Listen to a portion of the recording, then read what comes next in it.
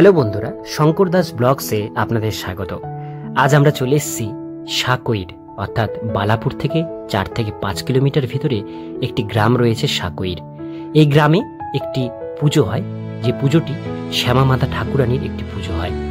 বেশ বড় 7.5 মতো একটি কালী রয়েছে, যেখানে এই মন্দিরকে কেন্দ্র করে চারপাশে বেশ বড় একটি মেলা বসে এবং এই যে মন্দিরটি, এটি ঠিক বললা কালীমাতার মতন মন্দিরটি দেখতে। তো চলুন আজকের এই মেলাটি ঘুরি এবং আপনাদেরকে পুরো মেলাটার আনন্দ উপভোগ করিয়ে দিই।